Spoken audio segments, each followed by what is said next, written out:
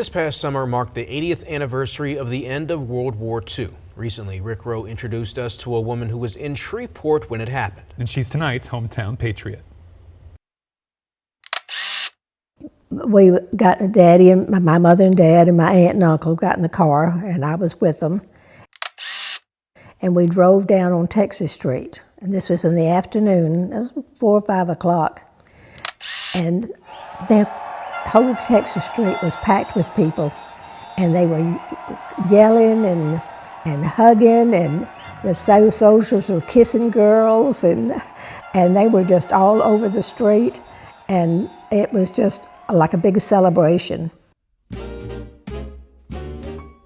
It was one of the most iconic moments of World War II. Pat King did not see this smooch, but she was there when the war ended in Shreveport and when it began. But every neighborhood had the sirens, and when they went off, everybody had to turn their lights off. And then the air raid warden would walk the streets and be sure that everybody had their lights off, and if there were any lights on, he would go up to the door and make them turn them off. One time, we have a big closet, and one time we got in the closet and had a little tiny flashlight, and she read stories to me. Daddy worked with the troop trains, and we used to see a lot of soldiers on those trains, so waving at my mother, I think. I thought they were waving at me, but they were not.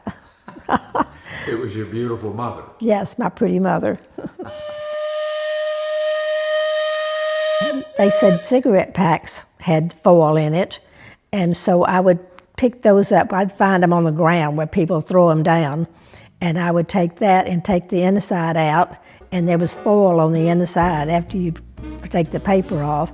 Same thing with gum wrappers.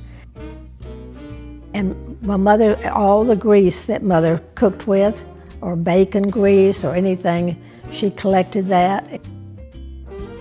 Pat had a friend who worked in the basement of the old municipal auditorium. Anyway, they told them, the ones that worked there, every morning when you leave, you go in a different direction. Don't be sure you're not followed, because it was such a private thing. And she said they watched in case any planes flew over here from somewhere else.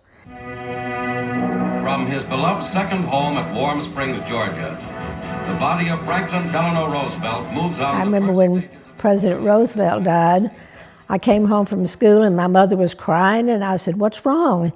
And she said, "President Roosevelt died." We joined the USO downtown. They would take us on a bus, all the girls on a bus. We'd go out to Barksdale to the Enlisted Men's Club. And they had a wonderful band, and we would dance with the guys, and they were so nice. Pat would marry one of those nice young men, a Navy man. They had 2 boys, raised them in Shreveport. Pat became a widow after 63 years of marriage. At 91, she lives alone now, surrounded by memories of a sun-filled, joyous afternoon in the late summer of 1945. Yelling and hugging, and the soldiers were kissing girls, and everybody was excited. The war was over.